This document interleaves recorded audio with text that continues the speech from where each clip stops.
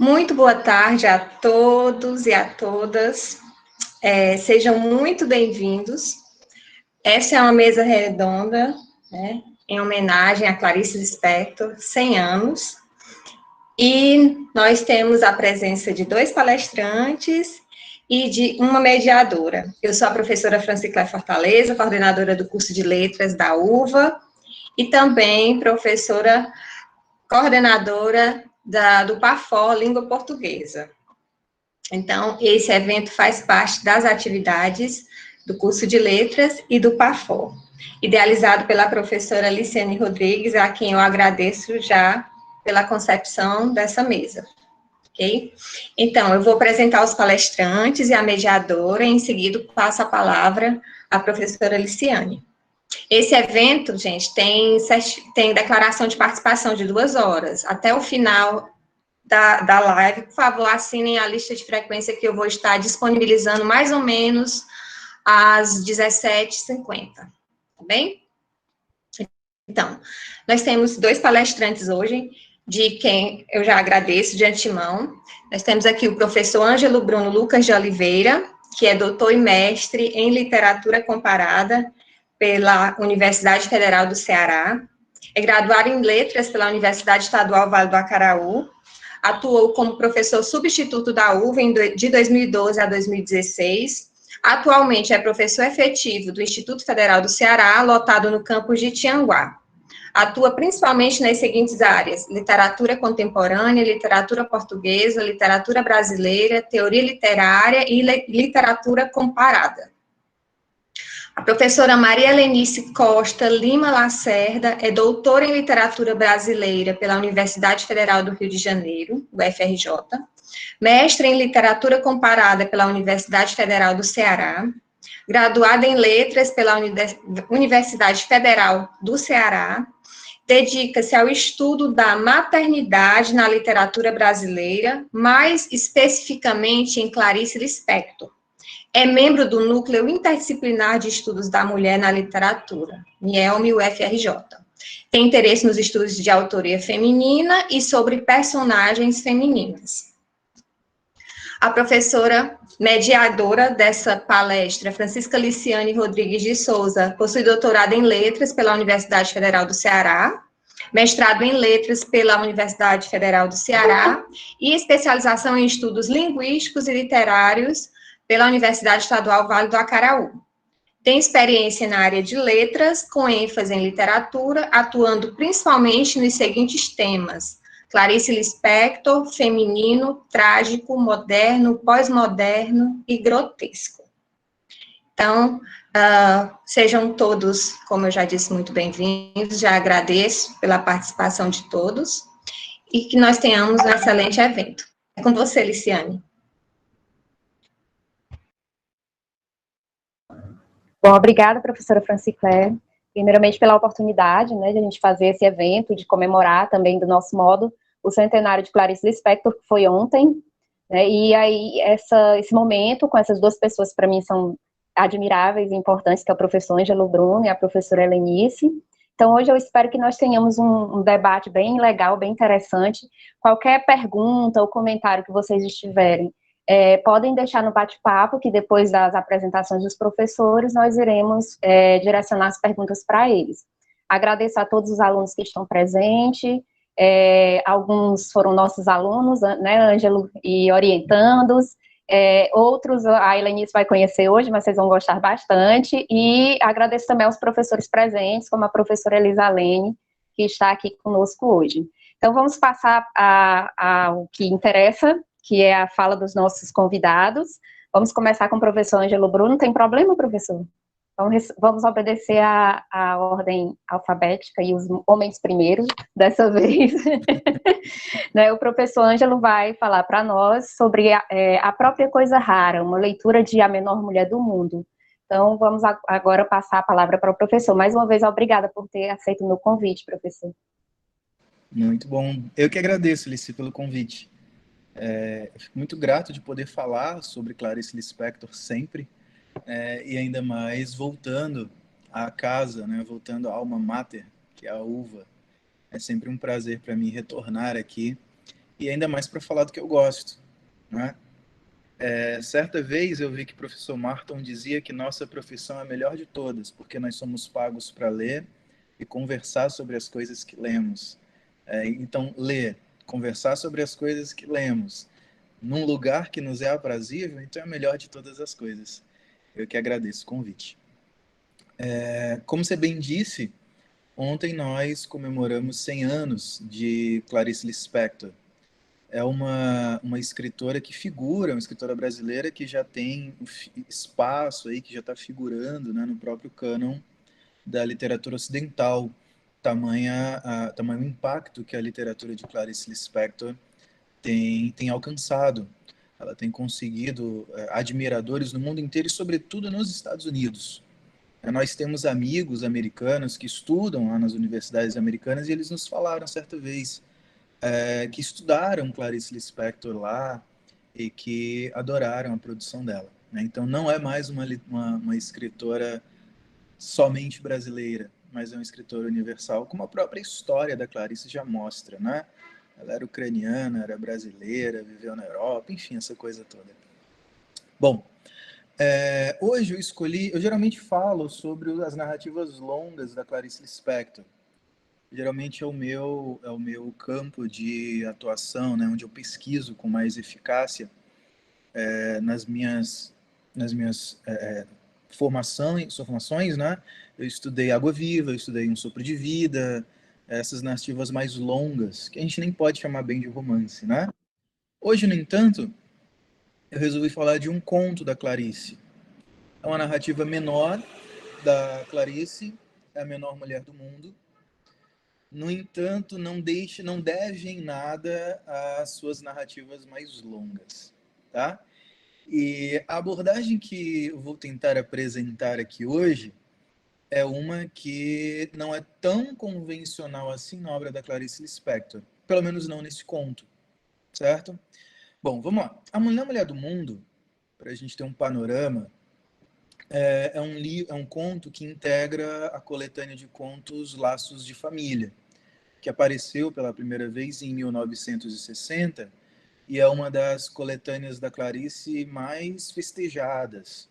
Nós temos ali 13 contos que abordam, sob óticas distintas, relações familiares, relações afetivas da mais variada ordem. E esse conto, A Menor Mulher do Mundo, ele aparece ali no meio dos laços de família um pouco destoante dos demais quanto ao seu aspecto, quanto à sua superfície. Por quê? Quando nós olhamos para a literatura de Clarice Lispector, o que nós estamos acostumados a ver? Nós estamos acostumados a ver personagens urbanos, personagens citadinos, muito sensíveis, personagens que por um motivo ou outro, num momento ou outro, serão lançados ali para fora do seu cotidiano e experimentarão o processo que a crítica convencionou chamar de epifania. Na Menor Mulher do Mundo eu tenho esses elementos, mas eles ficam em segundo plano quando comparados com a personagem que ocupa, inclusive, o título, né, que é a Menor Mulher do Mundo. Ela não é um personagem citadino, ela não é alguém super sensível como os personagens de Clarice Lispector, e até onde o narrador nos mostra, ela também não passa por esse processo de epifania dentro do conto, né? Essa narrativa, inclusive, ela tem como ponto de partida não a cidade do Rio de Janeiro, que é muito comum na obra da Clarice, mas ela tem como ponto de partida o coração da África, o Congo Central. Então nós já vimos aí um certo afastamento do comum da literatura clariciana, né? A nossa menor mulher do mundo é uma pigmeia, ela tem 45 centímetros de altura, e já é uma mulher madura, como o próprio narrador fala, uma mulher de 45 centímetros, madura, negra, calada. Então, nós temos aí essa mudança no tom, né, mas que em nada trai aí quem é Clarice Lispector. Minha esposa, inclusive, uma vez falou que quando teve contato com esse conto pela primeira vez, ela leu fora de um livro, fora de uma coletânea, adorou e se perguntou de quem é esse conto. Depois ela deu-se que era desse conto que era da Clarice, né? Então, o que a gente tem ali? A gente tem essa pequena flor, que é essa pigmeia. Vale lembrar que esse designativo, pequena flor, pelo qual nós vamos nomeá-la, que também é o designativo pelo qual o narrador do conto nomeia a personagem, não é o designativo pelo qual ela atende por si, tá? Pequena Flor é o nome que o explorador francês que a encontra dá a ela. Tá? Não é um nome que seja dela mesmo. E a gente vai voltar a tratar aqui dessa questão do nome que é dado à Pequena Flor. Tá? Então, no primeiro momento do conto, a gente tem esse encontro entre o explorador e a personagem. E no corpo mesmo do conto, na maior parte dele, nós temos o impacto que a figura, que a descoberta de Pequena Flor causa nos personagens, agora esses sim, personagens mais comuns em Clarice Lispector, personagens urbanos, porque a foto da mulher ela é estampada nos jornais em tamanho natural. E aí nós temos várias reações as mais diversas. Reações que vão desde uma perversa ternura, não é? Passando pelo desejo de ter para si aquela coisa miúda e indomável, e chegando até o categórico final do conto, em que uma senhora diz, ao ver a figura de Pequena Flor, simplesmente, Deus sabe o que faz. O que é interessante nessas visões todas que nós vamos ter em torno de Pequena Flor é que elas são muito distintas, elas inquietam bastante aqueles que olham para a Pequena Flor, e elas são também muito emblemáticas do próprio ofício da escrita, do próprio ofício do escritor. Porque quando o explorador, que é Marcel Prétry, uma coisa assim, se defronta com Pequena Flor, ele é tomado de um... O narrador diz o seguinte, que esse personagem, o explorador, perturbou-se como só homem de tamanho grande se perturba. Então notem que a visão de Pequena Flor desestabiliza o explorador, desestabiliza a sua racionalidade. Ele é um homem de espírito científico, ele é um explorador, ele é um cientista, mas quando se vê diante desse achado fenomenal, inclusive o narrador diz que ela era, a Pequena Flor, menor que o mais agudo da imaginação inventaria. Então ela é absurda. Então, diante disso, Marcel Prétry, ele se perturba. Ele sai dessa sua zona racional que ele domina e é jogado num campo completamente desconhecido, que é o campo de Pequena Flor. Ele, inclusive, diz-nos o narrador, eu não vou reproduzir aqui trechos do conto, porque eu sempre me perco aqui no Google Meet, então preferi não usar slides. Tá? Mas no conto, ele diz, ele dá o nome à mulher, mas nesse momento ele é tomado de um sentimento tão inexplicável, de uma ternura tão imensa, uma delicadeza de sentimentos de que sua esposa jamais o julgaria capaz. E esse explorador dá à pigmeia o nome de Pequena Flor. Notem como é interessante esse designativo que ele dá a ela, porque ele nos é apresentado como um homem de espírito científico. Ele nos é apresentado como um explorador, como um cientista. O narrador nos conta que ele toma notas, mas nesse momento o designativo que ele dá à Pequena Flor não é científico, não é racional. É muito pelo contrário, bastante subjetivo.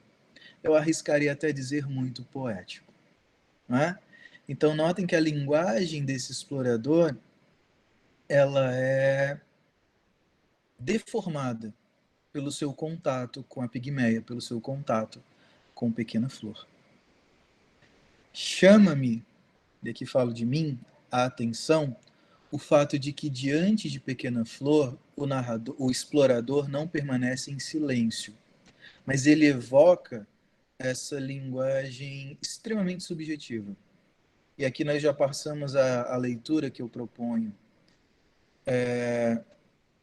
Penso eu que, ao dar esse designativo à Pequena Flor, Marcel Prétre o faz para salvar a si mesmo e não a ela. Para salvar de se perder no mistério dessa mulher, no incognoscível que ela representa. Como a figura, a antiga figura de Ulisses, que outrora prendeu-se aos mastros de seu navio para que pudesse ouvir o canto das sereias sem perecer, o explorador que Clarice Lispector constrói prende-se, agarra-se à linguagem a fim de não se perder por completo no incognoscível representado por Pequena Flor. E aí, nesse designativo que ele dá ela, nessa experiência de nomear Pequena Flor, fundem-se dois campos antípodas de atuação. Né?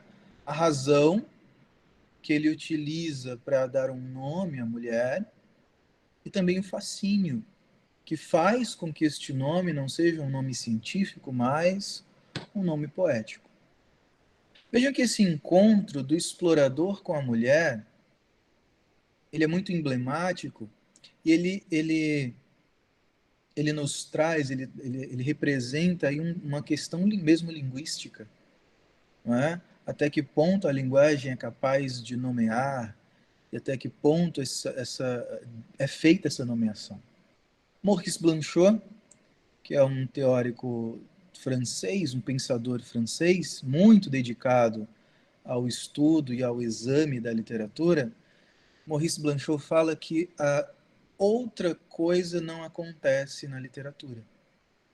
Que na literatura, todas as vezes, o que se dá é esse encontro fascinante, misterioso do escritor com essa força, que ele chamou de vários nomes possíveis, essa força que atrai para a escrita.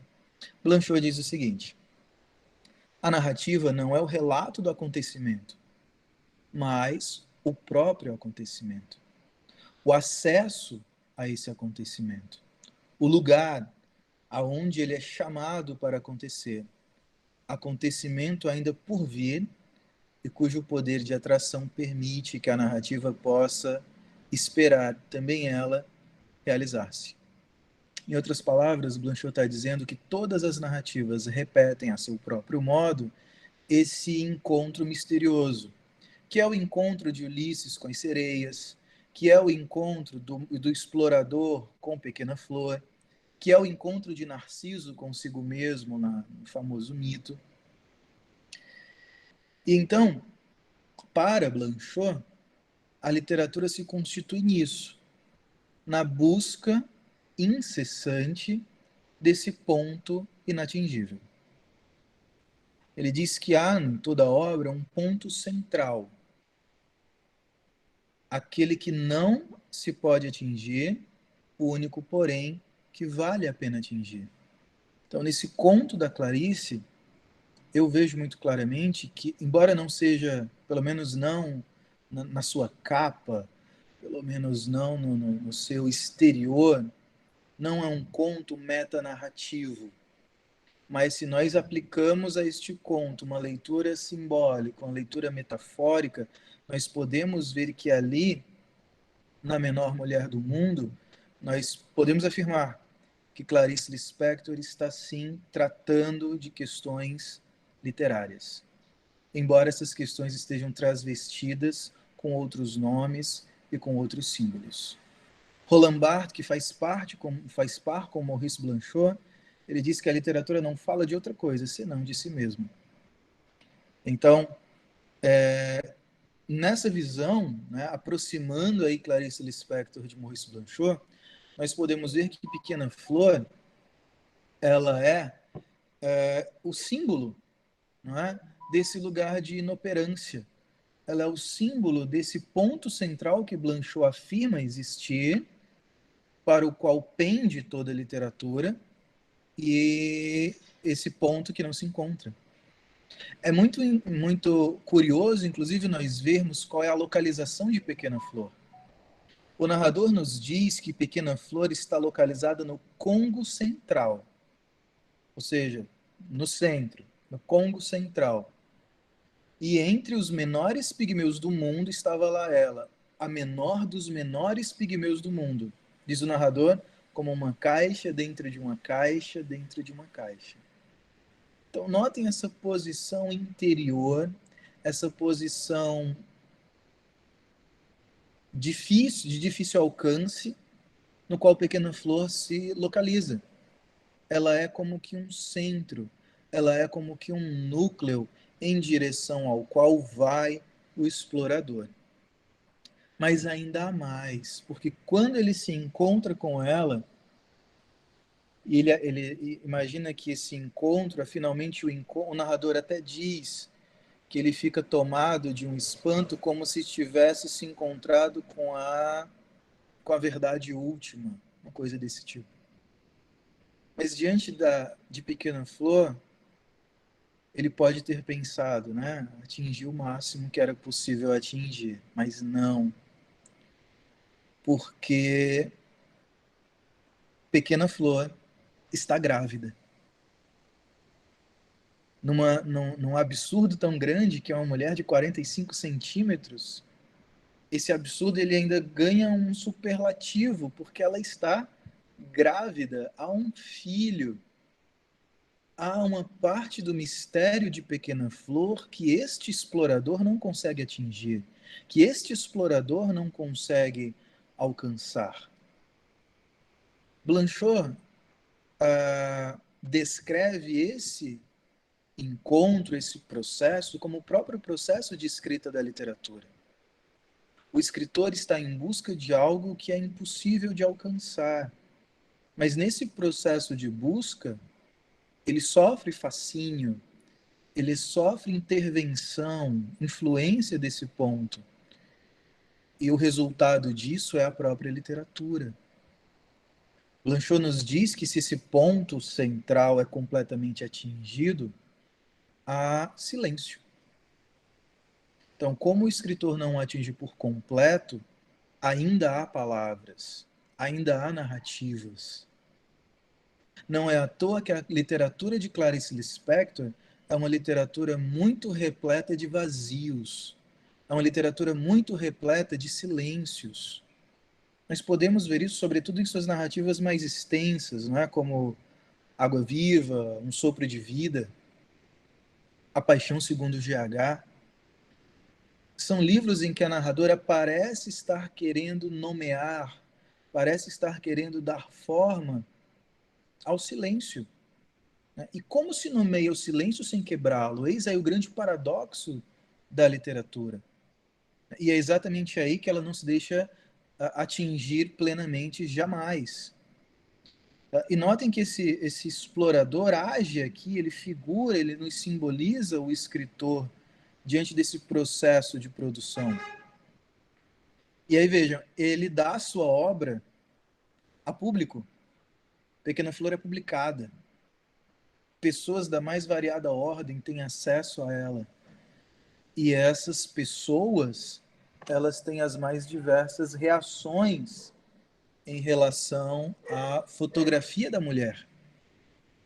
Nós vemos, né, uma mulher diz, o narrador diz que uma mulher tomada de uma ternura perigosa, uma ternura tão profunda que seria perigoso deixar Pequena Flor sozinha com ela. Outro, um menininho de 5 anos, diz: mamãe, a gente podia colocar ele na cama do meu irmão, que susto que ele ia tomar. Uma noiva quer tomar conta de Pequena Flor, um pai rabugento diz que ela causaria briga. Veja, nós temos aqui reações distintas em torno de um fenômeno. Se nós encaramos Pequena Flor como esse símbolo da literatura, encaramos então a representação desses que reagem a ela como a reação daqueles que estão diante da leitura, diante do objeto literário. Essas reações deles, inclusive, me lembram muito um capítulo lá nas Memórias Póstumas de Brás Cubas. Brás está escrevendo o seu livro, em determinado capítulo ele diz que este livro será examinado por um bibliômano no futuro. E o bibliômano vai sacudir o livro e ouvi-lo e tentar decifrá-lo. Machado de Assis está dizendo, um dia pessoas da mais variada ordem vão ler este livro, vão examiná-lo, vão escrutiná-lo. A imagem dessas várias pessoas que reagem à Pequena Flor na leitura me lembra muito esse processo que é descrito por Machado de Assis. E é o processo pelo qual passa toda a literatura. A gente está vendo isso aqui mesmo, né? Nós estamos tendo aí como ponto de admiração a obra da Clarice Lispector. Eu estou propondo aqui essa leitura metaliterária. A Helenice daqui a pouco, imagino, vai falar sobre a maternidade em Clarice Lispector. Então, é um fenômeno, é uma coisa que evoca uma série de imagens distintas. Inclusive, em A Menor Mulher do Mundo, há uma imagem materna que é muito tocante. A mãe desse garoto lembra que, quando criança, no orfanato, uma das meninas morreu e as outras esconderam o corpo da freira para poder brincar com ela, dar comidinhas a essa menina morta, ralhar com ela. E o narrador nos diz que ele atribui isso tudo à maternidade, que já pulsava terrível no coração daquelas meninas. A imagem belíssima que Clarice Lispector constrói. Muito bem, então veja, nós temos essa série de reações à Pequena Flor, à sua aparição, tá? E nenhuma delas, notem, esgota Pequena Flor. Nenhuma delas é suficiente para explicá-la como um todo, para encerrá-la. Tudo isso é muito emblemático do que a gente vê na própria literatura. Há muitas visões, há muitas leituras e nenhuma delas esgota o objeto, porque ele não é fruto apenas da razão, mas também do fascínio. E isso tudo se encaminha para a última frase do conto. Nós somos levados a várias casas no conto, que vem Pequena Flor de diferentes modos. Nós, inclusive, temos uma descrição da reação do explorador à Pequena Flor, e ali Clarice faz uma reestruturação da palavra amor, e o explorador não compreende Pequena Flor. A gente tem ali a incomunicabilidade entre ela e ele, é muito interessante de se observar isso.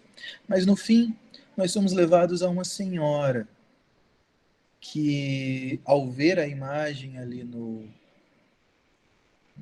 jornal, diz simplesmente: Deus sabe o que faz. A sua reação à Pequena Flor leva-nos de novo ao campo do mistério, leva-nos de novo ao campo do incognoscível, porque ela atribui Pequena Flor ao divino. O divino é o que não conhecemos, o divino é o que está acima de nós, o divino é o que tentamos, mas nunca conseguimos alcançar. Então notem que essa mulher, muito simples, né, dá uma explicação religiosa à Pequena Flor, ela conduz novamente aquela obra ao silêncio. Ora, se Deus sabe o que faz, o que mais nós diremos? Não nos resta dizer nada. Não é? Então, ela lança a Pequena Flor de volta ao silêncio. Ela afirma que a literatura está querendo dizer isso, está querendo representar o irrepresentável, dizer o indizível, mostrar o que não se mostra. E Clarice, reiteradas vezes, disse isso em sua literatura. Na Paixão segundo GH, ela diz: a linguagem é um modo como vou buscar e como não acho. Mas não volto com as mãos vazias, ela diz. Então, nesse conto da Pequena Flor, esse conto da menor mulher do mundo, é claro que o fato de ela ser pequena é apenas um fato extraordinário, mas nós vamos ver esse mesmo fenômeno acontecendo em toda a literatura. Em Clarice Lispector isso é muito comum. Tá? Desde Perto do Coração Selvagem, nós vamos ver que há em Clarice Lispector esse pendor por falar da literatura. No Perto do Coração Selvagem, nós vemos que Joana já brinca com as palavras. Nós vemos que a sintaxe do texto não é a usual. Álvaro Lins, inclusive, acusou Clarice Lispector de ter publicado um romance incompleto. Eu não sei se eu não sei quando ele morreu, Álvaro Lins, mas se ele tivesse lido Um Sopro de Vida, ele teria ido à loucura, porque a obra de Clarice vai se esvaziando cada vez mais. Ela vai se tornando cada vez mais incompleta, cheia de vazios, cheia de buracos. Ela vai comentando cada vez mais a si mesma. É como se aos poucos a literatura clariciana fosse abandonando o mundo real, o mundo figurativo, e emergindo cada vez mais no não figurativo, emergindo cada vez mais dentro do próprio campo das palavras. É o que nós vimos em Água Viva. Água Viva é um romance belíssimo, um romance não, uma narrativa belíssima, mas do que fala Água Viva? Não há um enredo. Na Hora da Estrela, a gente até tem um enredo ali, mas ele mal e mal se sustém sem as intervenções de Rodrigo, que escancara os bastidores da escrita para nós. Esse processo é intensificado em Um Sopro de Vida, em que nós só temos os bastidores, não temos o enredo, não temos a narrativa. Então, esse processo da literatura que fala de si mesmo é um processo que, na obra de Clarice Lispector, só se expande, só se acentua. E na Menor Mulher do Mundo, ele aparece, esse conto me parece muito simbólico, muito emblemático desse processo que foi toda a obra da Clarice Lispector. Uma obra que girou ali em torno da linguagem, é claro, tocando em questões as mais distintas. Clarice consegue falar de questões políticas, de questões sociais, de questões do seu tempo, de questões atemporais, dos ricos, dos pobres, mas ela não esquece da matéria da qual a literatura é feita. Eu gosto muito daquele poema do Carlos Drummond de Andrade, Procura da Poesia. Dentre muitas coisas, ele afirma: o que pensas e sentes, isso ainda não é poesia. Ele afirma: poesia é feita com palavras. E Clarice Lispector parece muito consciente disso. E na Menor Mulher do Mundo, ela cria, a meu ver, esse símbolo tão belo, tão bonito, não apenas da literatura, mas do funcionamento dela e da sua dinâmica para conosco.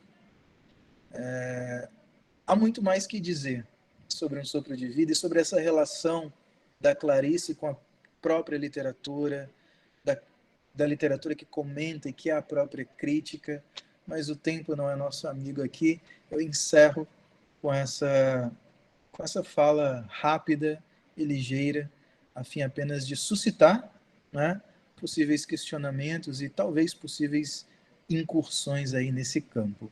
Muito obrigado por despenderem esses minutinhos aí me ouvindo.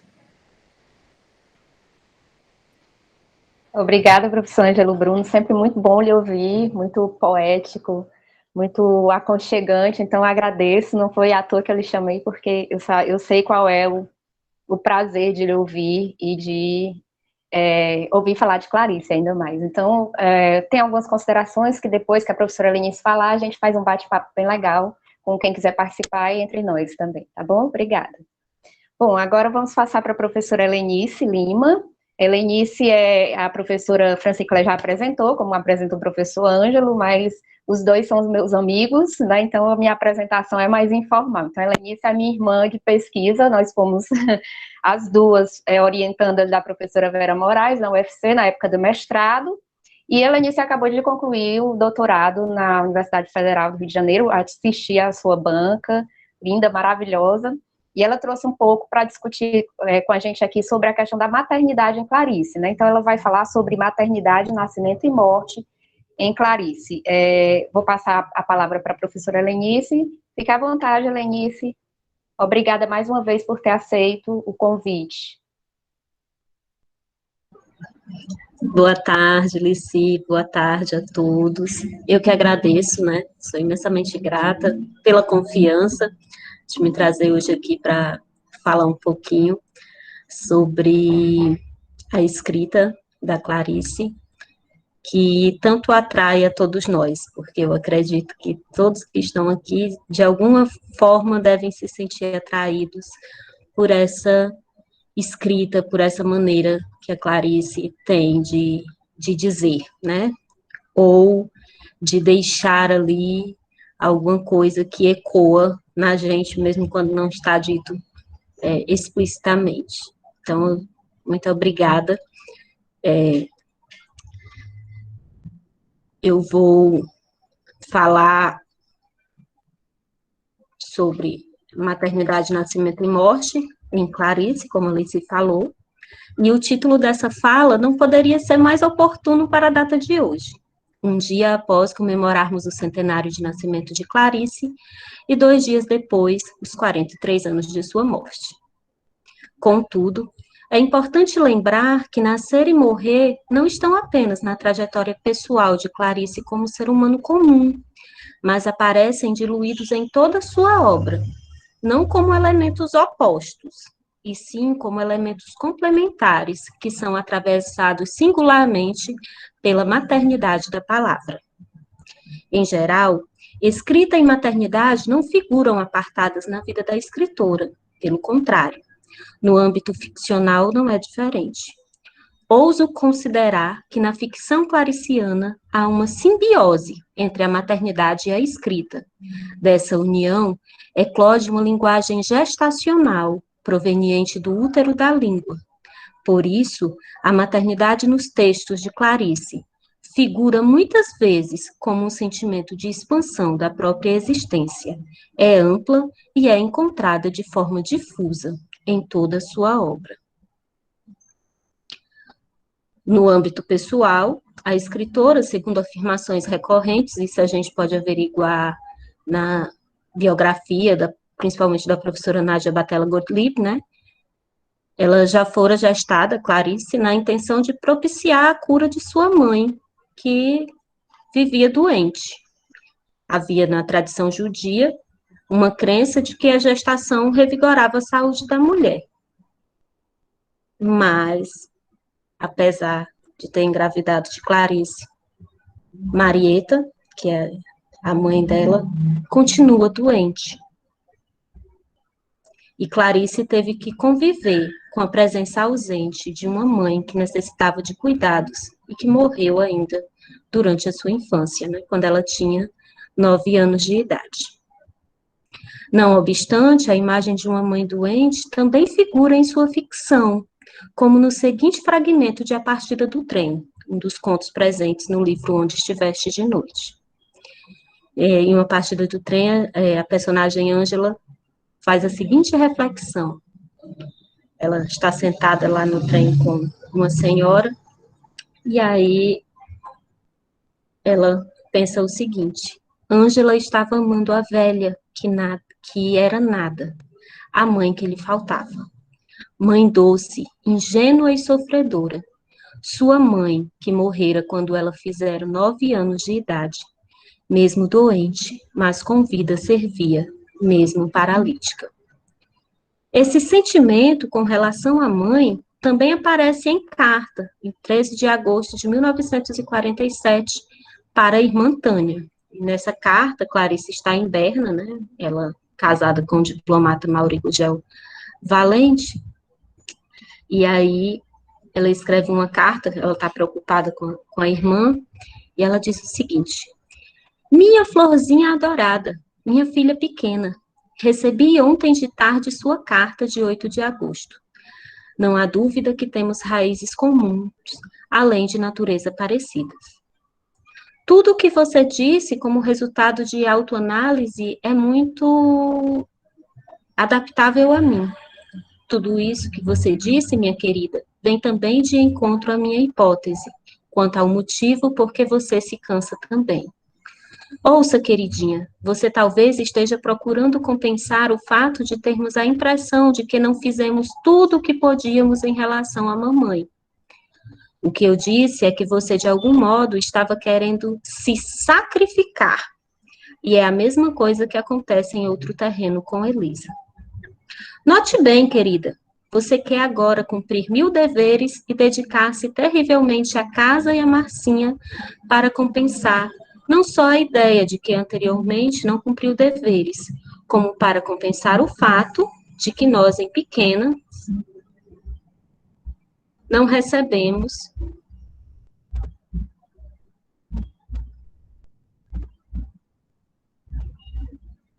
só um minutinho. Por circunstâncias, todos os cuidados de que precisávamos. Assim como uma pessoa que nunca teve brinquedos em criança, quer dar aos filhos todos os brinquedos do mundo, mais do que o filho precisa e quer. Você quer talvez dar à Marcinha uma compensação do que você não teve.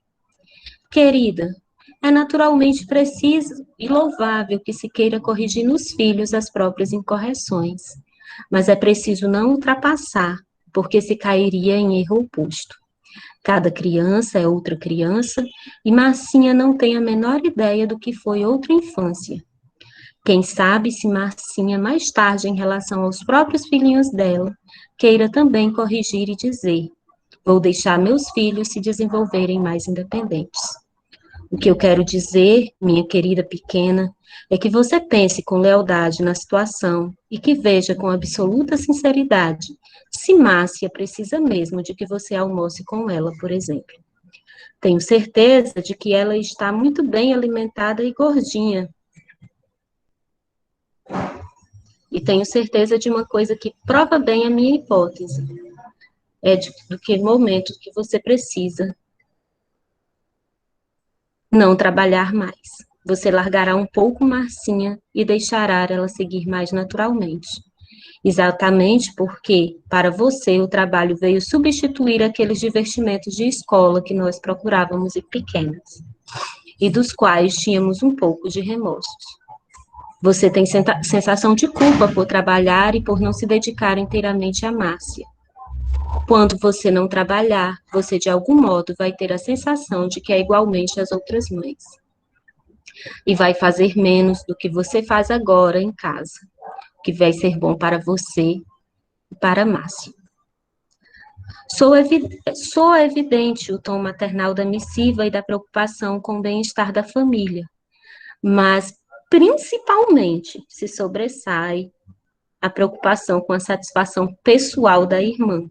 Então, aqui, nessa carta, a gente já percebe esse lado da Clarice olhar para além ela se coloca como mãe, né, um pouco como mãe da irmã, o próprio vocativo no começo, a forma de tratar, essa maneira muito afetiva de escrever, a gente percebe, ela se posiciona ali meio como assumindo uma maternagem com a irmã, mas muito preocupada também com a irmã enquanto mulher, né, para além de mãe da Marcinha, e percebe como esse comportamento da irmã, da Tânia, em relação à filha, pode ser fruto da vivência delas ainda quando a mãe delas era viva.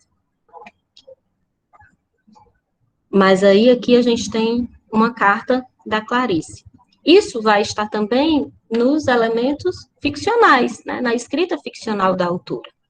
No primeiro romance, Perto do Coração Selvagem, publicado em dezembro de 1943, já é possível perceber como essas 3 categorias, né, a questão da maternidade, do nascimento e da morte, aparecem fundidas.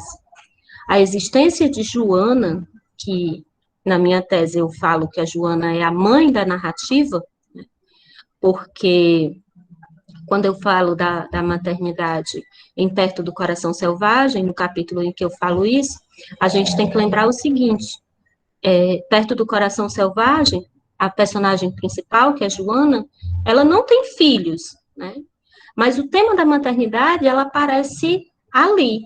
E aparece uma maternidade também que está além dessa relação de apenas ter filho, mas uma maternidade que está vinculada ao próprio ato de escrita.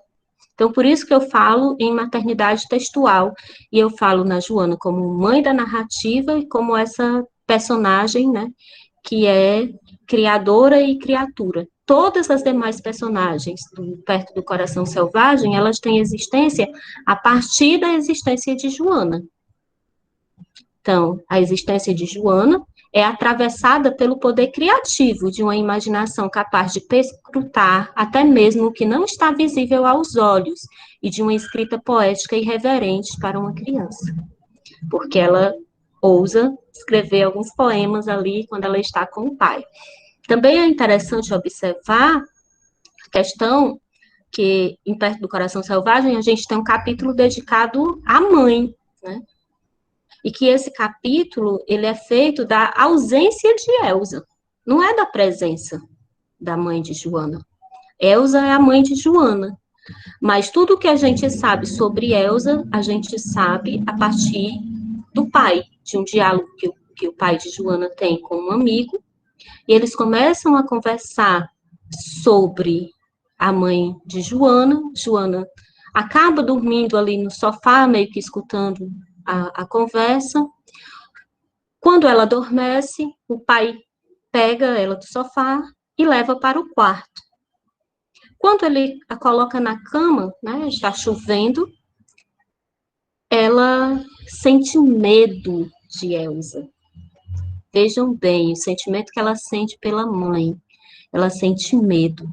E nesse momento em que ela sente medo, ela usa a imagem do pai para poder se sentir mais próxima da mãe. Ela pensa o seguinte: não se pode ter medo de mãe, a mãe é como o pai. Então, a gente tem aí também uma forma de expor a maternidade muito peculiar, que é encontrada em toda a obra da Clarice. A maternidade em Clarice, ela tem sempre um algo a mais. Né? Geralmente, ela está numa extensão muito ampla da nossa existência, ela toca em feridas muito peculiares. Então, maternidade, nascimento e morte também são imperativas na narrativa de Perto do Coração Selvagem. E depois a gente vai ter a maternidade da tia, de Joana, que não vai estender o seu amor maternal à Joana, né? Ela tem um amor diferente por Armanda, que é a filha dela, de fato. Quando ela essa tia vê Joana roubando um livro na livraria, o primeiro pensamento dela é colocar Joana no orfanato, né? É se livrar do que ela considera um problema. Então, e o marido dela diz, mas a gente jamais faria isso com a Armanda. E a tia responde o seguinte: mas Armanda até roubando é gente. Então a gente percebe que esse amor da tia, o amor é diferente, né? Quando o primeiro encontro delas, a tia tenta ali ser maternal, mas a gente percebe que não, que esse sentimento não é colocado para Joana. Ela não consegue amar Joana como filha, ela não consegue estender a mesma benevolência que ela teria com a sua filha de sangue para Joana, mesmo Joana ainda sendo criança. Depois a gente vai ter também a gravidez de Lídia, que vai agir ali também de uma forma muito imperativa sobre toda a existência da Joana. Ela vai até pensar em ter um filho, mas ela desiste. Ela desiste porque ela percebe que ela e o marido não conseguiriam fazer o filho viver. nesse período do Coração Selvagem, Clarice ainda não tinha vivido a experiência da maternidade. Quando ela publica o Lustre, ela também não. Só que tem uma carta que ela escreve a Lúcio Cardoso sobre o Lustre, que também há ali um sentimento materno bem diferente, né? Vejam o que é que ela diz ao Lúcio. E aí cito: meu livro se chamará O Lustre. Está terminado, só que falta nele o que eu não posso dizer. Tenho também a impressão de que ele já estava terminado quando eu saí do Brasil, e que eu não o considerava completo, como uma mãe que olha para a filha enorme e diz: vê-se que ainda não pode casar, mas é preciso que ela case e que eu fique sozinha, olhando flores e passarinhos sem uma palavra. Encarregue-se por obséquio de lhe arranjar marido na editora José Olímpio. Então, vejam aqui que ela tem esse olhar para o Lustre, né, como um filho, na verdade, como uma filha, né, como uma mãe que olha para a filha enorme, mas que ainda considera muito jovem para casar. Então, ela expande esse sentimento materno para a sua produção escrita.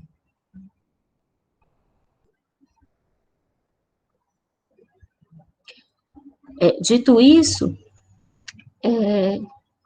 não é à toa que o parto da palavra acontece de maneira visceral em Água Viva. E aí eu já estou falando de uma produção, né, da década de 70. Como o professor Ângelo falou, a gente vai ter em Pequena Flor, que é um dos meus contos preferidos, foi o primeiro conto da Clarice que eu olhei como para estudar, para pensar sobre, né? Então, é um conto que, para mim,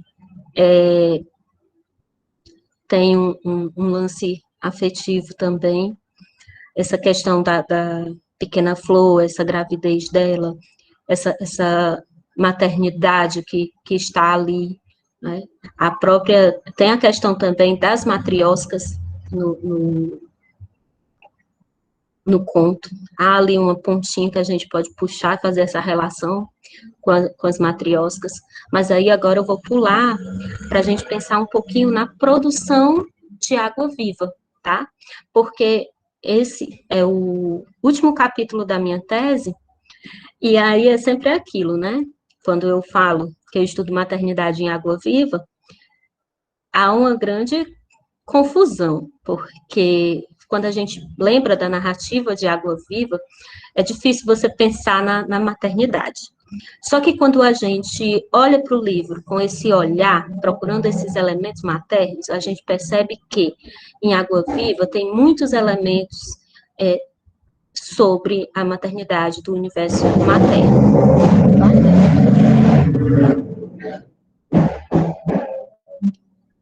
Gente, desculpa. Vocês com certeza devem ter ouvido esse barulho aí, é porque esse horário aqui é horrível. Mas vamos lá para a narrativa de Água Viva. Inicialmente, é preciso destacar que, em Água Viva, a escritora personagem protagonista narradora, múltipla em suas funções, uma vez que é persona de si mesma, embora não diga abertamente no início da narrativa que está nascendo e ou dando à luz naquele momento, e, portanto, abandonando o útero materno, deixa nas entrelinhas essa informação. Pela leitura do texto, é possível afirmar que ela inicia contando o próprio parto e o próprio nascimento, de uma forma inusitada, uma vez que tal evento não corresponde exclusivamente à natividade do indivíduo, mas contempla o nascimento da linguagem, que é gestada por ele, tornando a voz narrativa simultaneamente parturiente e feto, criadora e criatura. Assim, a potência criativa da voz narrativa está marcada desde as suas palavras iniciais, quando ela afirma, cito Clarice, né, em Água Viva, é com uma alegria tão profunda, é uma tal aleluia, aleluia, grito eu, aleluia que se funde com o mais escuro uivo humano da dor de separação, mas é grito de felicidade diabólica, porque ninguém me prende mais. E aí, quando eu leio o início dessa narrativa, Eu fico imaginando um parto em que a criança, ela se vê pela primeira vez, né, separada do corpo da mãe. A partir daí, há a possibilidade de se imaginar a cena de um parto que, por mais humanizado que seja, é embrutecido em sua natureza ao envolver simultaneamente alegria e dor. Sobre esta última, é possível considerar que, como puérpera, seu grito é dor pelas contrações sentidas no corpo, que expulsa o outro, e como nascituro, o grito é o primeiro choro de um ser, agora totalmente independente. Em ambos os casos, os corpos experimentam a dor da separação e a expectativa pelo início de um novo e desconhecido ciclo, embora as experiências sejam divergentes. Afinal, como mulher em pleno ato da concepção, há a abertura do colo do útero, de onde o bebê é expelido, e como bebê, há o abandono do corpo materno.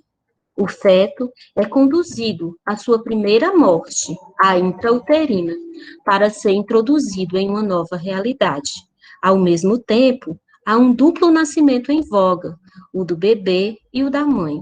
Por isso, o momento vivido é uma tal aleluia confusa em prazer e sofrimento, que aparece textualmente dividido em duas etapas. Inicialmente, a voz narrativa está prenhe de linguagem, em processo de nascimento, e no outro, ela é o recém-nascido, linguagem em processo de maturação. A fim de melhor demonstrar como isso acontece durante o enredo, urge observar cada fenômeno separadamente. O primeiro está descrito a seguir. E aí, mais uma vez, água viva. Entro lentamente na minha dádiva, a mim mesma. Esplendor dilacerado pelo cantar último que parece ser o primeiro. Entro lentamente na escrita, assim como já entrei na pintura. É um mundo emaranhado de cipós, sílabas, madressilvas, cores e palavras. Limiar de entrada de ancestral caverna, que é o útero do mundo, e dele vou nascer. O ato lento e voluntário de introspecção, praticado pela protagonista escritora, revela o seu estado de prenhez poética. Ela está grávida de palavras e é conscientemente persona de si mesma.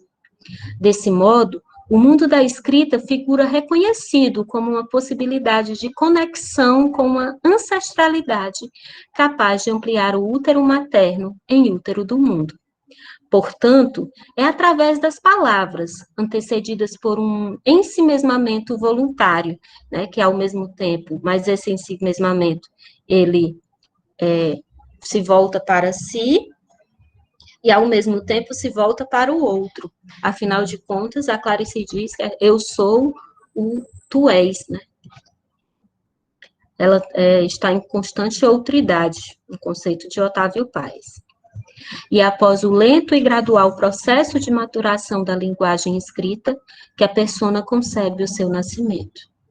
Não obstante, vale destacar o termo limiar de entrada de ancestral caverna, e sua íntima relação com o útero, constituindo inclusive um arquétipo que é reforçado a seguir pela voz narrativa, ao assumir pintar grutas, pois elas são o meu mergulho na terra, escuras, mas nimbadas de claridade, e eu, sangue da natureza. Esse pensamento dialoga com Gaston Bachelard e seu estudo sobre a gruta, em um dos capítulos do livro A Terra e o Devaneio do Repouso. Ensaio sobre a intimidade, especialmente com a seguinte afirmação que o Bachelard faz nesse livro. A gruta é uma morada, é a imagem mais clara, mas exatamente por causa dos apelos dos sonhos terrestres, essa morada é ao mesmo tempo a primeira e a última morada. Torna-se uma imagem da maternidade, da morte. O sepultamento na caverna é uma volta à mãe. A gruta é o túmulo natural, o túmulo preparado pela Mãe Terra, a Mutter Erde. Assim, ao observar os fragmentos expostos anteriormente, é possível afirmar que, Tanto em Água Viva quanto em Bachelard, a gruta mantém um vínculo com a maternidade primitiva, que engloba toda a existência do indivíduo e se estende até a sua finitude. Isso provavelmente explica o fato de o termo útero ter apenas 2 entradas na narrativa, embora ambas sejam bastante significativas, em detrimento de 10 registros da palavra gruta e nenhum do vocábulo ventre. Já o segundo momento, aquele em que a voz narrativa apresenta a si mesma como nascituro, descrevendo com riquezas de detalhes o próprio nascimento, ou seja, o instante em que ela se torna recém-nascida, ocorre algumas páginas depois dela reconhecer: nasci assim, tirando do útero de minha mãe a vida que sempre foi eterna. Nessa frase, há algo no mínimo intrigante e aparentemente contraditório: a relação do ato de nascer com o de tirar do útero da mãe a vida que sempre foi eterna. Mesmo sabendo que o bebê é literalmente arrancado da morada uterina, a ideia de tirar uma vida parece tomar a contramão de dar à luz, expressão amplamente difundida quando se faz menção a parir. A figura da mãe, portal da existência humana, é atravessada por simbologias distintas que se confundem entre dar à luz, nascimento, e tirar a vida, morte. Todavia, urge observar que a ação de tirar é realizada pelo eu que está a nascer, provocando assim uma inter-relação concomitante entre vida e morte. Aquilo é lei universal, que é a citação de Água Viva, né? Aquilo é lei universal, nascimento e morte, nascimento, morte, nascimento, e como uma respiração do mundo. Fim de citação. O neutro torna a escritora protagonista completamente envolta num processo cíclico, composto por nascimento e morte, indissociavelmente, e que segue registrado com uma precisão quase cirúrgica a seguir. E aí aqui eu cito para vocês mais uma passagem de Água Viva.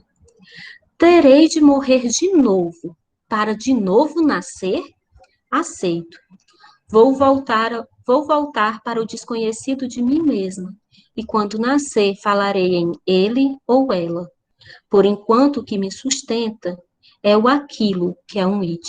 Criar de si próprio um ser é muito grave. Estou me criando, e andar na escuridão completa, à procura de nós mesmos, é o que nós fazemos. Dói, mas é dor de parto. Nasce uma coisa que é. S, né? S é o verbo tracinho, o si. Observando um pouco mais detalhadamente alguns dos pormenores da citação anterior,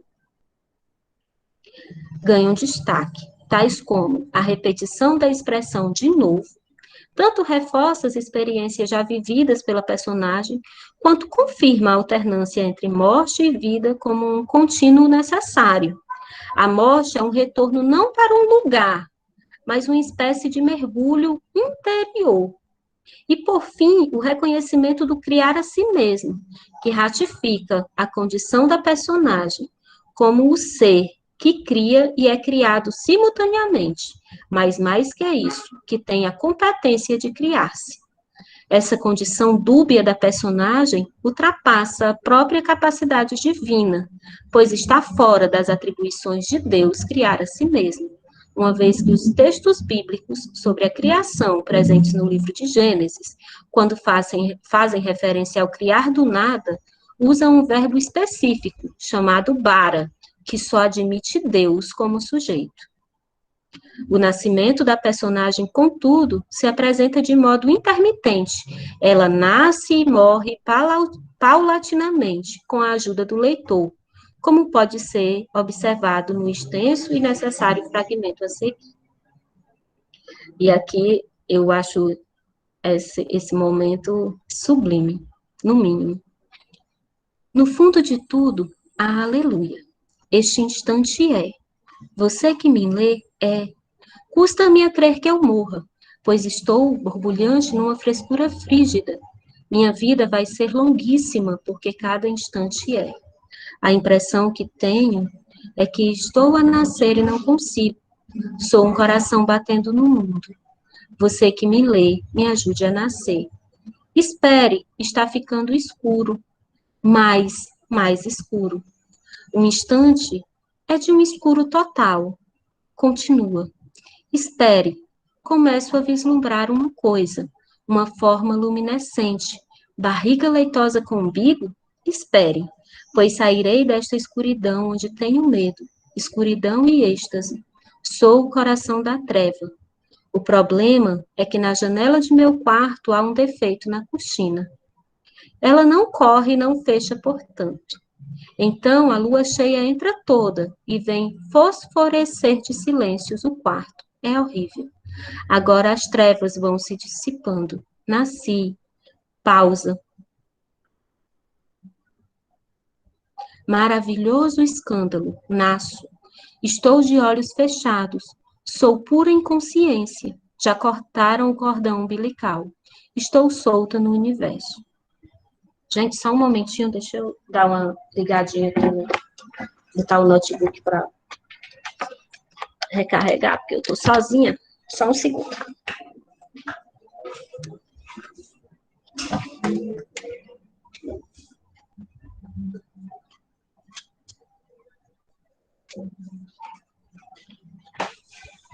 Para não correr o risco dele desligar, né?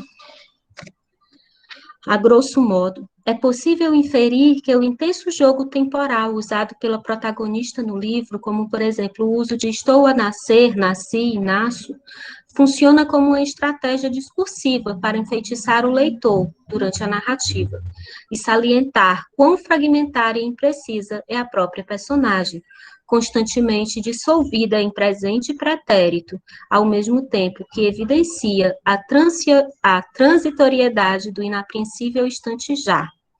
Por isso, a estranha sensação de que a cada imagem construída nasce conscientemente e morre também uma escritora personagem e, ou vice-versa, que é persona de si mesma. Ora, deixar o útero materno é morrer e nascer. É sair de uma vivência nas águas para uma realidade outra, aparentemente sem amarras com o corpo de outrem. Entre as mudanças a serem experimentadas está a forma de nutrição, pois a alimentação já não será mais realizada através do cordão umbilical, e sim de uma forma um pouco mais trabalhosa e independente, que antes de ser introduzida, esbarra em dois outros elementos, a placenta e o leite. E aí, esses elementos, na minha tese, eu faço um estudo, né, muito preciso sobre eles, mas que, pelo adiantado aqui do nosso tempo, eu não vou fazer, vou me encaminhar agora para as considerações finais. Acredito que eu consegui mostrar para vocês como essa questão da maternidade do nascimento da Clarice, na Clarice aparece de uma forma muito precisa, não é? Muito peculiar.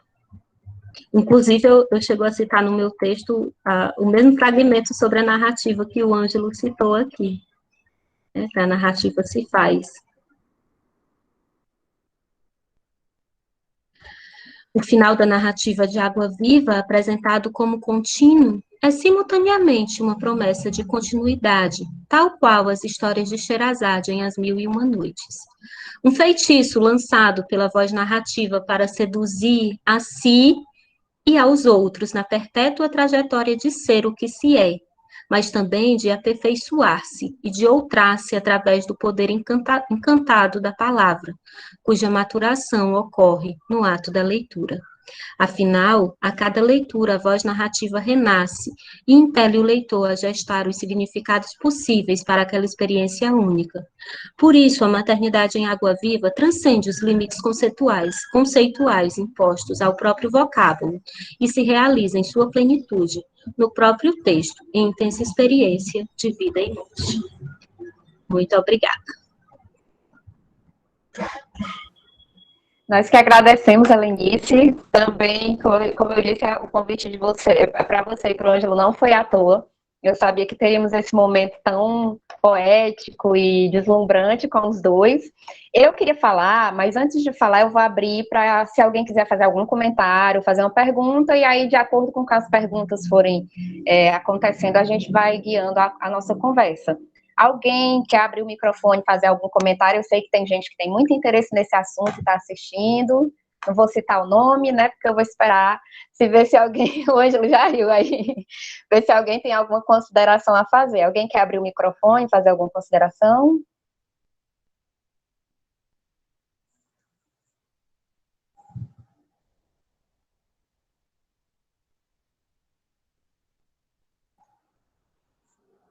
Não? Então vamos lá.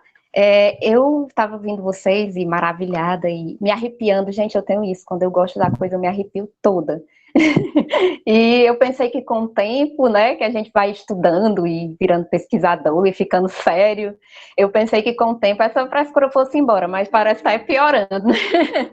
Então, assim, em muitos momentos eu me emocionei e fiquei empolgada com a conversa de vocês, porque principalmente eu percebi, eu não sei se vocês perceberam, eu creio que sim, que vocês se encontraram, os temas acabaram se encontrando, né, na questão da linguagem, Clarice, né, e enquanto vocês falavam, eu ficava lembrando do Ângelo, né, o que ele falou, e prestando atenção no que a Helenice falou, e eu percebi uma coisa que sempre me intrigou, e só que agora que bateu, assim, a luz, sabe, eu sempre, quando estava lendo A Hora da Estrela, aquele começo, tudo no mundo começou com sim, sempre me remeteu à anunciação de Maria, de Cristo, né, que ela estaria grávida, sempre me lembrou. E agora, com a fala de vocês, isso ficou ainda mais claro, né, que o verbo, né, que veio ao mundo, né, e aí é o momento em que o narrador, que seria Clarice naquele momento ainda, ela disse, né, na verdade Clarice Lispector, diz, tudo no mundo começou com sim. Se a gente for perceber, toda a vida começou com sim, né, quando a mãe diz que o fruto vai nascer, que o filho vai nascer, quando Maria diz, faça-se em mim segundo a vossa vontade, tudo isso é um sim para a vida. E também é um sim da linguagem, do verbo, né, do começar o processo de escrever, que é um processo para a Clarice, além de maternal, de vida e morte. Naquela entrevista ela fala, né, agora eu estou morta, vamos ver se eu renasço, né? Então eu queria que vocês comentassem, porque eu até acho interessante que a Clarice escolhe o personagem raro e excêntrico de A Menor Mulher do Mundo é uma mulher e grávida, né? Então poderia ser um homem, poderia ser uma criança, mas não, é uma mulher e grávida. E eu queria que vocês comentassem o que vocês acham dessa relação da Clarice com a linguagem, porque a sensação que eu tenho é que parece que a Clarice mistura vida e escrita de um modo que às vezes você não consegue delimitar até onde vai, o que ela está falando, se ela está falando de literatura mesmo, se ela está falando da vida. Então eu queria que vocês comentassem assim, o que vocês acham dessa ligação e se vocês acham que essa quebra, né, da relação entre ficção e não ficção, né, e vida, se dá na linguagem. Como é que isso se apresenta? O que é que vocês acham disso? Não sei se deu para me entender. Helenice, quer começar ou eu começo? Tá. A própria Nadia Batella Gottlieb, né, ela fala que Clarice ela passou por um processo de ficcionalização, né? Até há um relato de pouco antes da morte, ela diz para a enfermeira, né, você matou meu personagem, e aí poucas horas depois ela morre. Então essa relação da Clarice com a escrita é uma relação bastante visceral, ela parecia se entregar de todo a isso. E tem um trechinho da Clarice que eu acho muito bacana, que ela diz que nasceu para 3 coisas. Nasci para amar as pessoas, nasci para ser mãe e para escrever. Então veja que ela coloca no mesmo rol aí, né, 3 coisas essenciais: a vida, a maternidade e a escrita, como se elas fossem todas peças de um mesmo conjunto, de um mesmo quebra-cabeça. Mas o que eu vejo bastante interessante em Clarice é que essa relação dela com a escrita é de fato uma relação com a vida. Por quê? A Helenice citou aí bastante água viva. Água viva, a gente já tem esse próprio vocábulo ali no vivo, naquilo que pulsa, naquela essência, naquele negócio que é original, mas você vê que é um livro em que a narradora está se aventurando pela escrita, como alguém que tenta ali, está tateando, engatinhando no processo de viver. Né? Eu acho isso muito emblemático também na Hora da Estrela, em que Rodrigo mata, não quer matar, mas mata Macabeia, e ele vai junto. Né? Então, quando não há o que se escrever, o que espera, o que vem depois disso, é a morte. E nesse processo aí, eu citei bastante Blanchot, Blanchot cita muito morte, vida, na teoria dele. E ele fala que a morte é um dos nomes que ele usa para o vazio, né? Para o neutro, para o centro, não sei o quê. A gente caminha para lá, estamos sempre a morrer. Né? Embora nunca morramos, a literatura nos impede de alcançar a morte definitiva, que seria esse silêncio fundamental. Então, é isso que a gente vê na Clarice, pelo menos eu vejo assim. Essa escrita clariciana é o processo de estar a morrer. É um processo de estar ali no limiar. O limiar entre vida e morte, o limiar entre dois mundos. É o mundo do que se fina e o mundo do que ainda existe. E o que ata essas duas coisas, em Clarice, a meu ver, é a escrita. E quando a Helenice, em todas as citações dela, ela falava bastante, ela citou o ser mãe, mas ela deu muita ênfase na fala dela ao processo de nascer, que é exatamente nesse momento que a gente está nesse limiar, nessa fronteira entre um mundo que a gente não conhece, que é o mundo lá no útero, que é misterioso, que tem sua água viva lá, e o mundo desse lado de cá. Então esse parto, esse nascimento é literal, mas é também, a meu ver, é, é uma coisa de linguagem, né? Linguístico. Não, na Clarice eu não vejo como essas coisas se dissociam. Acho que é impossível.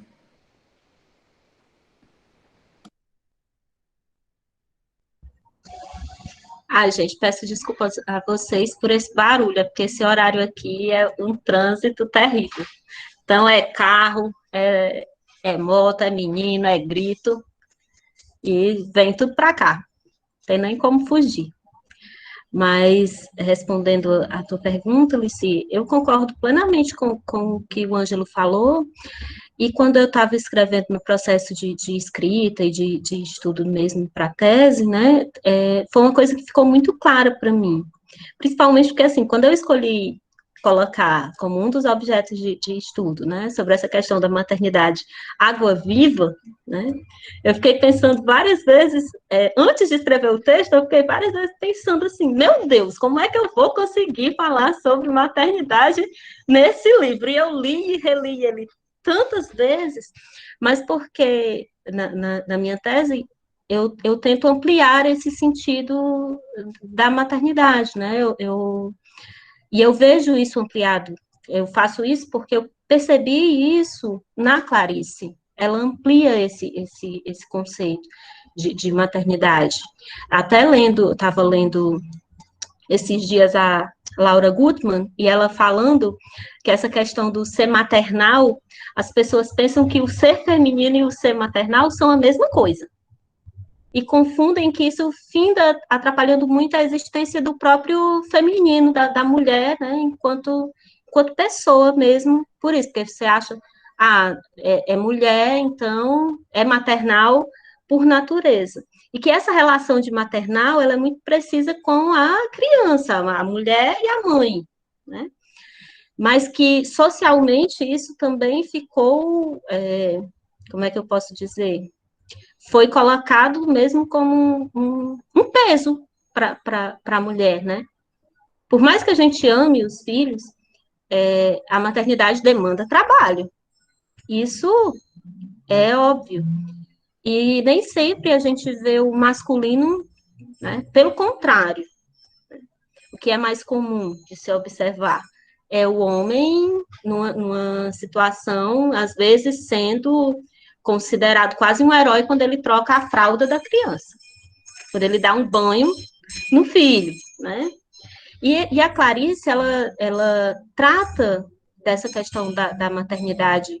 Nos contos, eu vejo, principalmente nos contos de Laços de Família, eu vejo que ela se coloca ali, né, na escrita dela, tem esse trabalho com a maternidade voltado para esse cuidado de escrita, para aquela frase que sempre impacta a gente, né, que sempre tem ali as entrelinhas por trás e tudo. Nos contos de Laços de Família, eu percebo também que ela mostra esse lado opressivo da maternidade, que não é só glamour, que, como eu trouxe para vocês na carta, né? E essa questão da escrita e da vida, e a literatura e escrita e tudo misturado, né? A própria questão da linguagem enquanto gestação de sentido que se faz, e que toda vez que a gente lê, não é à toa que os grandes escritores, as grandes obras, eles dão para a gente esse material, né, de que você fala tanto. Eu lembro que eu escutei isso na minha qualificação, a professora olhou para mim e disse assim, Helenice, quando me chamaram para mais uma qualificação sobre Clarice Lispector, primeira coisa que eu pensei, meu Deus, ainda acham que estudar nessa mulher? Pelo amor de Deus, né? Porque aí no doutorado tem a questão da inovação. Mas a literatura da Clarice é sempre isso. O Ângelo, quando falou da Menor Mulher do Mundo, por mais que seja um conto que eu não sei nem quantas vezes eu já li, ele ainda conseguiu lançar para mim algumas coisas que eu digo, gente, mas realmente eu não tinha, né, percebido essa perspectiva, por mais que aquilo esteja ali no texto. Então, essa questão na Clarice, para mim, aparece de uma forma tudo muito junto, principalmente porque Clarice, literatura, é uma simbiose tremenda, né? Maternidade está ali, é tudo junto e misturado. Então, não sei se eu consegui contemplar bem o que você esperava. Conseguiu, mas... sim. Obrigada. Eu vou abrir mais uma vez o microfone. Alguém quer dizer alguma coisa? Fazer algum comentário? Ou uma pergunta? Fiquem à vontade. Eu sei que tem estudiosos de Clarice acompanhando. Não? Eu vou fazer uma observação que Lenice, o que me deixou bem espantada, principalmente agora na tua apresentação, porque eu vi a tua tese e vi quando você apresentou no NIELM, né? Então eu já sabia, mas essa apresentação de agora, você focou bem nessa questão do nascimento, como o Ângelo falou, e você foi, além de trabalhando o nascimento na obra Água Viva, você foi descrevendo o parto com uma emoção. E o interessante é que a Lenice não é mãe, né? Então, assim, quem é mãe, eu revivi o nascimento do meu filho, acho que Ângelo reviveu o nascimento, embora ele não seja a mãe, né? Mas como a própria Joana disse, mãe é igual pai, né? Então, então essa sensação da maternidade, do nascimento, enquanto você ia falando, eu ia ligando a questão da linguagem que o Ângelo falou e que você também falou, e fiquei pensando assim, essa experiência da leitura de Clarice, ela, engraçado porque, como a gente falou, ela não é só o aparente, né? Mas ela também vai para o profundo. É o aparente da linguagem, aquela que a gente usa no dia a dia, contrastando com o profundo, aquilo que a linguagem parece não dizer, mas está dizendo, né?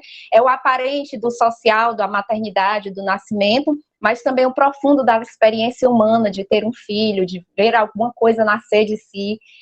É o aparente da escrita, né, que é só o que o leitor recebe, mas o processo que o leitor passa também junto com o escritor ao ler as palavras que foram colocadas na obra. Então, assim, vocês poderiam falar um pouquinho sobre essa relação desses opostos em Clarice, dessa aparência, dessa profundidade, só para a gente ir encerrando, porque daqui a pouco os meninos vão para a sala de aula. Pode ser? Pode sim. Quando você fala aí do parto e tal, não sou mãe, mas sou pai, né? E tive lá no parto dos dois. Eu me lembro que o dia seguinte foi o dia em que eu estive mais cansado na vida, né? E eu nem dei a luz. Imagina a Manu. Mas na Clarice a gente tem isso, né? A gente tem essa... os conceitos na Clarice Lispector, eles são... nunca são conceitos usuais. Tanto que a Lenice falou, para trabalhar a maternidade em Clarice, eu precisei expandir o termo, porque nela a gente nunca tem aquilo que parece ter, né? Ela é sempre... diferente do Guimarães Rosa, o Guimarães Rosa tem aquela sintaxe toda muito barroca, né? Aquele trabalho barroco de linguagem. Clarice é aparentemente simples, né? Você tem ali uma frase com verbos comuns, de vez em quando um nó ali na frase, mas ela é aparentemente simples, o que é um engano, né? Porque na Clarice as coisas nunca são o que parecem ser. Eu lembro quando eu estava no mestrado, acho que era a disciplina até da professora Vera, ela passou uns seminários para a gente, e uma dupla dos seminários ficou... A gente tinha que escolher uns livros e tal, eles, com trabalho e tudo, não tiveram muito tempo. E às vésperas do trabalho, eles se juntaram e falaram, vamos pegar esse livro aqui, que é pequeno, a gente resolve logo. Era Água Viva. Eles falaram lá na apresentação que se arrependeram da escolha que fizeram, né? Porque em Clarice a gente tem isso, né? E acho que daí resulta grande parte da riqueza da literatura dela, porque eu sempre tenho mais sendo dito, né? Ela é uma prosadora, mas isso ela se aproxima muito da poesia, porque uma palavra em Clarice Lispector nunca é só aquela palavra. Ela tem facetas dentro de si. Eu gosto muito de ler os livros da Clarice e tentar ver o que está por baixo. Né? Tentar ver ela, inclusive, tem uma frase que diz, né, já que se há de se escrever, que pelo menos não se esmaguem com palavras as entrelinhas. E Clarice deixa muito, ela, a meu ver, ela valoriza muito a entrelinha, porque o texto da Clarice, ele é cheio de buracos. Né? Se você lê a Clarice com um olhar racional, com um olhar tradicional, de situação inicial, clímax, situação final, você vai se encontrar você vai se decepcionar, né? Como as pessoas que vão ler A Paixão Segundo GH achando que é uma história de amor, né? E se deparam com aquela coisa ali que é visceral, que é absurda, né? A barata lá e aquele impacto todo sobre a GH. Então, na Clarice, a gente tem isso, né? Há sempre uma aparência, como a Alice falou, mas essa aparência é sempre muito frágil. E a gente vê isso nos personagens. Ana, em Amor, está ali sempre à beira do precipício, né? Severina também, lá em Laços de Família, está ali sempre à beira do precipício. Um encontrão é capaz de lançá-la fora do cotidiano. GH, né? GH está ali sempre à beira do precipício. Então, essa superfície na Clarice existe, mas é muito frágil. Né? Ela facilmente se rompe. E aí o personagem mergulha naquele processo epifânico e o leitor vai junto. Para sorte ou azar dele, ele mergulha aí nesse processo que é difícil. Eu tenho uma linguagem simples, livros fininhos, mas que entram numa experiência linguística que é muito intensa. Você tem que abrir mão da sua concepção de linguagem, da sua concepção de literatura para poder encarar uma mulher dessas. E acho que reside aí a profundidade da obra da Clarice, a beleza da obra dela, e também onde muita gente rejeita, né? Porque não é possível, você tem que desconstruir tudo e mergulhar nesse abismo, que é o abismo lá da Água Viva, é o abismo da GH. Elas se desconstroem como um todo e estão lá tentando achar um chão onde pisar. E a gente vai junto como leitor nesse processo, né? Eu acho que é por aí. É bem isso mesmo. O Ângelo falou e eu fiquei lembrando do poema da Joana, né? Que ela escreve ainda pequena, em que ela diz que está vendo o sol, mas não viu as minhocas que estão embaixo da terra. Então, a Clarice é sempre essa sensação mesmo de você ver alguma coisa, mas o que você está vendo nem sempre é o mais importante. O que está acontecendo ali no invisível, né? Essa repercussão do acontecimento, o que está por trás das cortinas, que abaixo da terra, o que eu não consigo enxergar, ele se faz mais forte e mais presente, e às vezes mais forte mesmo do que a própria narrativa. Eu sempre fico pensando assim, que problema eu teria se de repente uma pessoa olhasse para mim e dissesse assim, Helenice, resume para mim Água Viva, conta para mim, né? Me dá aí um resumo do enredo. Como eu faria isso? Eu não tenho, assim, já li, já reli e tudo, mas o que é mesmo? O enredo mesmo, assim, né? O nome da personagem principal, o dilema dela e tudo. É uma personagem muito diluída, né? Escorregadia. É água mesmo, né? Que está ali nascendo e morrendo e que cria imagens poéticas muito fortes. Isso é fato. A gente percebe uma criação poética, uma linguagem que atravessa essa prosa poética do início ao fim, que é possível quando você lê dizer assim, eu tinha lido uma vez, né? E aí eu não tinha me dado conta que o início de Água Viva era um parto. O próprio início de Água Viva, eu estava lendo a cena de um parto, né? Era o parto da palavra. Eu tenho ali o início, o parto da palavra, a própria narrativa, ela vai contando o seu próprio nascimento, né? E essa personagem que se confunde com o eu e com o outro, que é eu e o outro ao mesmo tempo, ela diz isso, é eu, tu, ela chega a usar essa expressão, eu, tu, então é muito forte. Eu acho que os contos, né, Laços de Família, Felicidade Clandestina, você ainda consegue ter ali a questão do enredo, mas essas outras narrativas e tudo sempre tem um algo a mais. A própria narrativa do Perto do Coração Selvagem, ela tem tantas camadas, cada capítulo daquele, né? Quando a gente vai pensar, que tem cada capítulo daquele dá para você escrever sobre várias questões existenciais, porque há ali um drama existencial. A Clarice faz de cada obra que ela escreve, os contos em si, ela consegue colocar ali dramas da nossa existência que às vezes a gente nem para pensar sobre aquilo, né? É aquele nosso estado automático que a gente se acostuma e que, de repente, quando você se vê diante da narrativa da Clarice, você sai desse estado ali de uma vez. E não é de uma maneira pacífica, vamos e convenhamos. Ela faz isso com um trabalho de linguagem tão forte que não é pacífico, você se vê atravessado por aquilo, assim, as frases às vezes ficam repercutindo. E às vezes, ela tem uma capacidade muito grande de escrever coisas muito profundas e às vezes coisas muito bobas, né? E aí, como todo mundo é citação de internet, e aí às vezes eu vejo as pessoas dizendo assim, Clarice Lispector, eu fico, meu Deus, será que é mesmo? Será que é dela mesmo? Né?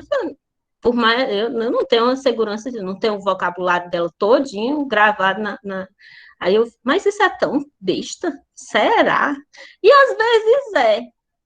E às vezes algumas coisas que são ditas assim que você fica, uau, não é dela. Ela tem essa capacidade aí de mostrar para a gente, desde o mais sublime até ao mais cotidiano, né? E passeia, a literatura dela passeia muito bem nisso, de uma forma, assim, apaixonante. Pronto, mais uma vez, obrigada. Gente, eu vou ter que encaminhar para o final, porque eu sei Clariciano, eu não sei Ângelo, que eu nunca participei de mesa com ele, mas Helenice, uma vez eu participei de uma mesa com ele, para o Peru, não foi, Helenice? A gente quase não termina. Então, vamos encaminhar para o final. Eu queria agradecer mais uma vez, tá, a participação de vocês. Vou deixar o microfone aberto para vocês dois, se quiserem dizer alguma coisa para finalizar, e depois eu vou passar a palavra para a professora Franci Clay.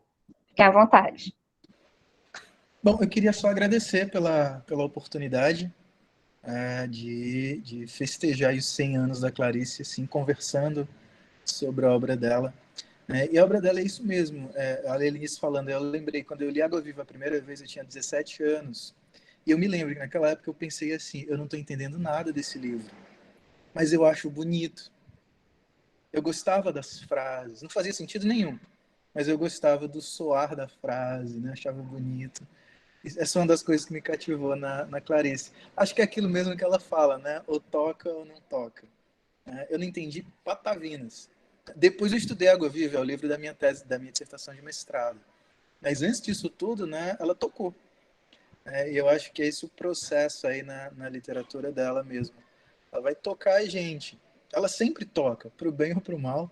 Ela toca aos que amam, aos que odeiam, mas essa é a mágica, né, da bruxa Clarice. Até em congresso de bruxaria a mulher foi, para aumentar ainda mais o mistério em torno dela. Mas muito obrigado pelo convite, por essa 1 hora e meia que a gente esteve aqui conversando. Foi excelente. Obrigado mesmo. Quando quiserem, por favor, me chamem de novo. Estou sempre à disposição para falar de Clarice, então pode chamar. Obrigado. Eu também digo mesmo. Muito grata, Lici, pelo convite. Honrada por compor essa mesa com o Ângelo, né? Que eu sei que eu nunca tinha participado de nada com o Ângelo. Parece que as nossas agendas sempre, né, Ângelo, vão para o contrário. Nunca tinha, mas gostei muito, né? Aprendi bastante, porque eu acho que nunca tem como você, né, não deixar de aprender. Quando o Ângelo falou, eu ia falar anteriormente, ele falou que depois do parto dos filhos ele ficou cansado. O primeiro parto da Clarice foi muito sofrido, né? Tem uma carta que ela conta o primeiro parto dela, assim, ela sofreu bastante. Então, e ela ela chega na carta a dizer que o menino deu o primeiro choro ainda dentro dela. Veja bem, ela escreve essa carta um dia após ter parido. Ela escreve para as irmãs e aí ela diz isso. Então, a gente vê que a Clarice, ela tem esse laço da escrita com a vida, né? E ela cria realmente esse eu autobiográfico. Ontem me perguntaram assim, professora, e o que é que você... e a Clarice, o que é que ela achava? Eu não sei dizer o que é que a pessoa Clarice achava. Quando ela morreu, ela ainda não tinha sequer nascido. Mas o que eu posso, o que eu costumo falar dela é do que eu vejo escrito, que é o que me atrai, as entrevistas também, aquele jeito dela meio, né? Mas eu só tenho a agradecer, Lici, por essa oportunidade também, estou sempre à disposição de vocês, grata ao pessoal que ficou aqui com a gente, muito obrigada, desculpa aí os barulhos externos que eu não pude controlar, tá bom? Mas é isso. Obrigada, foi uma honra.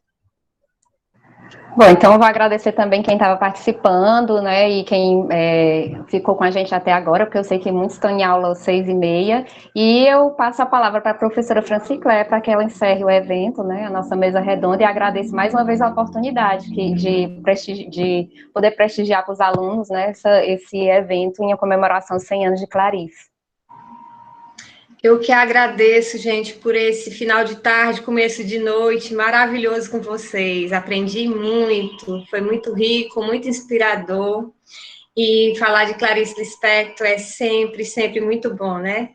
Então, parabéns a vocês, né? Ângela, Lenice, Liciane, estudiosos da literatura que estão aí com seus trabalhos e suas pesquisas.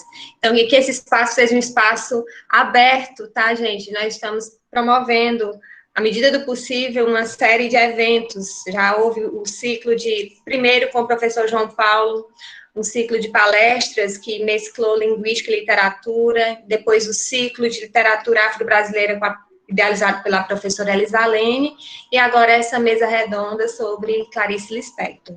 Então, muito obrigada a todos que ficaram até agora, né? Estão aqui firmes e fortes. Assinem a lista de frequência, porque essa mesa gera uma declaração de participação de 2 horas, tá bom? Muito obrigada a todos, tenham um excelente final de noite e até a próxima. Obrigada, gratidão.